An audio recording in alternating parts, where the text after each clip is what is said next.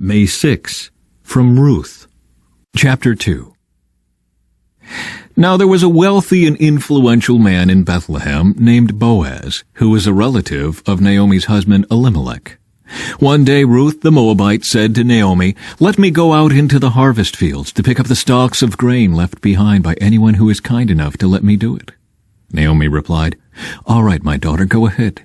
So Ruth went out to gather grain behind the harvesters.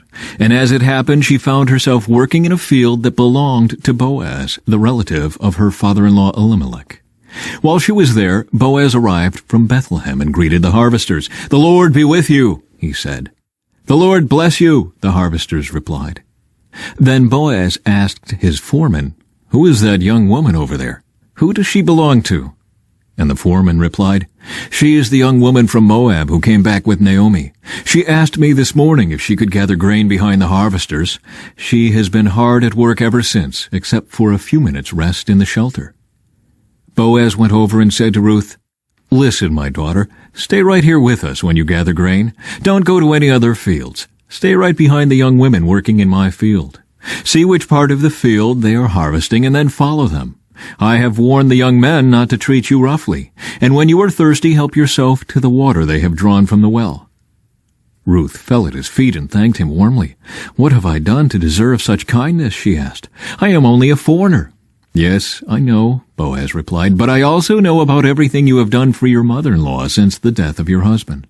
I have heard how you left your father and mother and your own land to live here among complete strangers. May the Lord, the God of Israel, under whose wings you have come to take refuge, reward you fully for what you have done." "I hope I continue to please you, sir," she replied.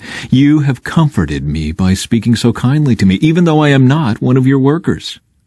At mealtime, Boaz called to her, "Come over here and help yourself to some food. You can dip your bread in the sour wine." So she sat with his harvesters, and Boaz gave her some roasted grain to eat. She ate all she wanted and still had some left over.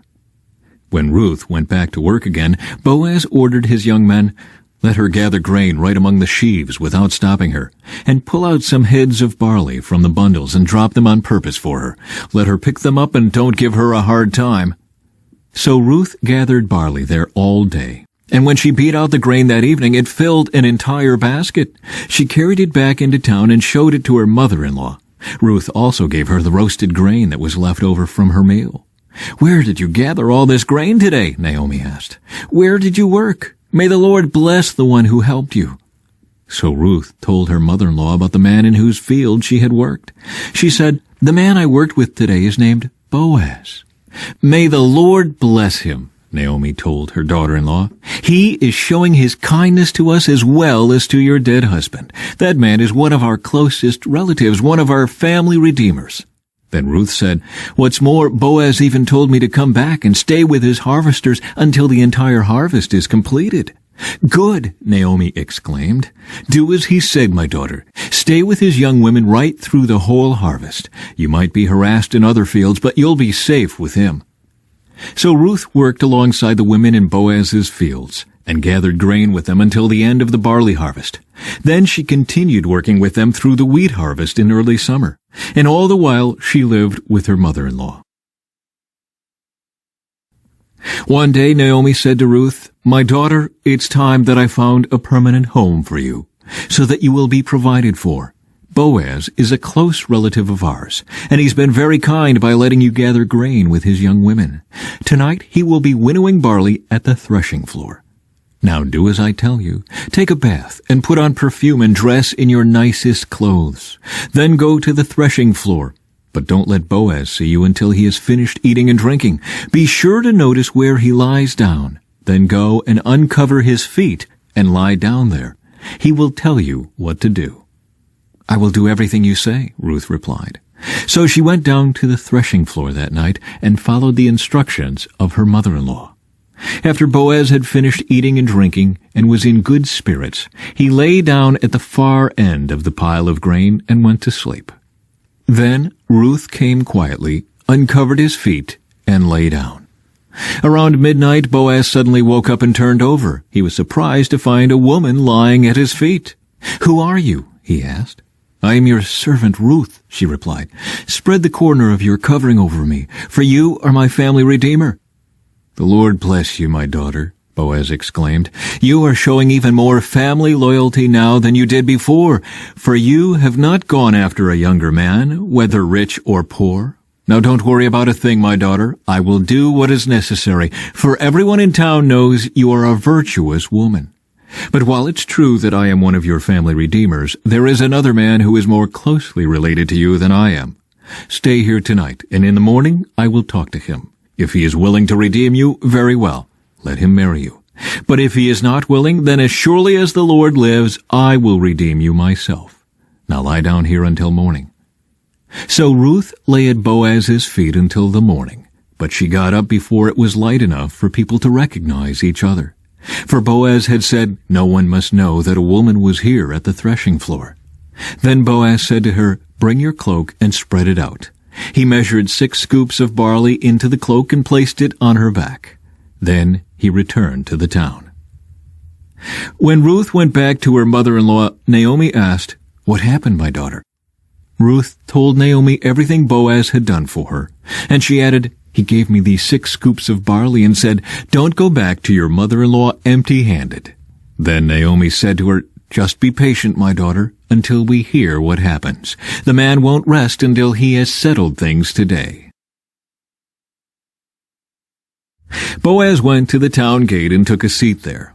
Just then the family redeemer he had mentioned came by.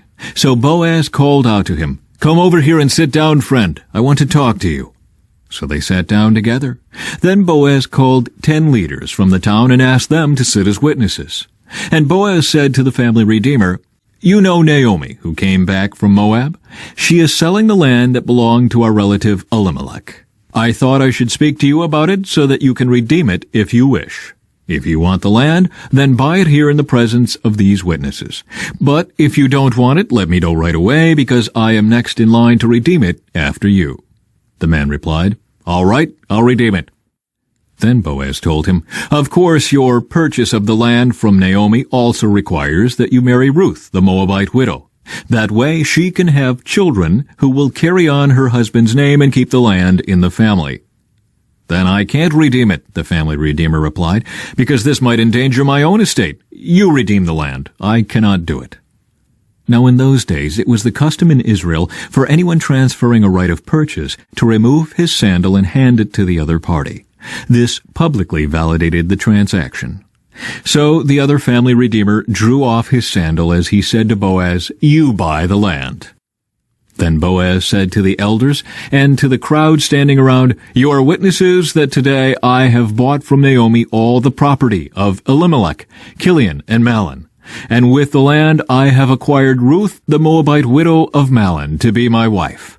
This way she can have a son to carry on the family name of her dead husband and to inherit the family property here in his hometown. You are all witnesses today." Then the elders and all the people standing in the gate replied, "We are witnesses. May the Lord make this woman who is coming into your home like Rachel and Leah, from whom all the nation of Israel descended. May you prosper in Ephrathah and be famous in Bethlehem. And may the Lord give you descendants by this young woman who will be like those of our ancestor Perez, the son of Tamar in Judah." The descendants of Boaz. So Boaz took Ruth into his home, and she became his wife. When he slept with her, the Lord enabled her to become pregnant, and she gave birth to a son. Then the women of the town said to Naomi, "Praise the Lord, who has now provided a redeemer for your family. May this child be famous in Israel. May he restore your youth and care for you in your old age. For he is the son of your daughter-in-law who loves you and has been better to you than 7 sons.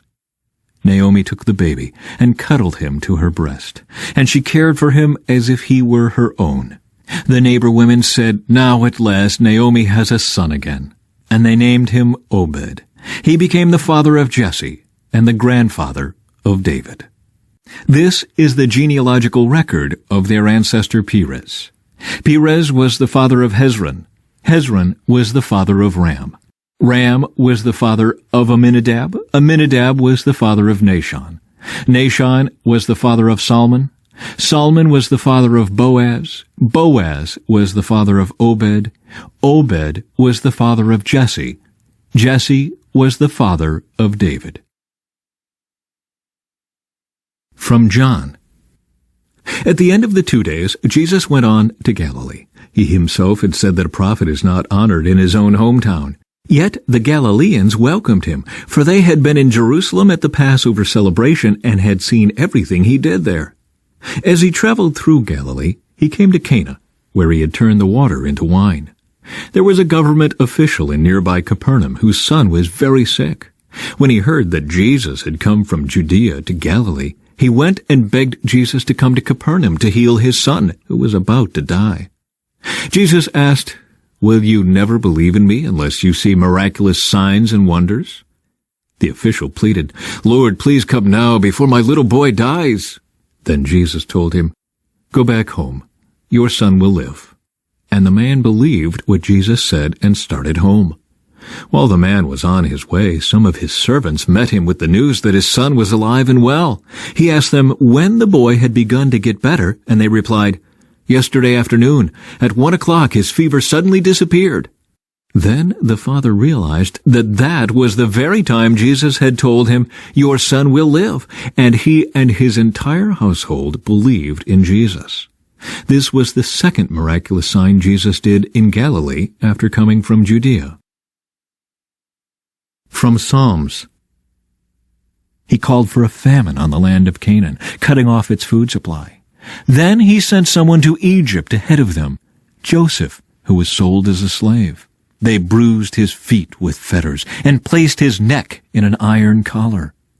Until the time came to fulfill his dreams, the Lord tested Joseph's character. Then Pharaoh sent for him and set him free. The ruler of the nation opened his prison door. Joseph was put in charge of all the king's household. He became ruler over all the king's possessions. He could instruct the king's aides as he pleased and teach the king's advisers. Then Israel arrived in Egypt. Jacob lived as a foreigner in the land of Ham. And the Lord multiplied the people of Israel until they became too mighty for their enemies. Then he turned the Egyptians against the Israelites, and they plotted against the Lord's servants. But the Lord sent his servant Moses, along with Aaron, whom he had chosen. They performed miraculous signs among the Egyptians and wonders in the land of Ham. The Lord blanketed Egypt in darkness, for they had defied his commands to let his people go. He turned their water into blood, poisoning all the fish. Then frogs overran the land and even invaded the king's bedrooms. When the Lord spoke, flies descended on the Egyptians, and gnats swarmed across Egypt.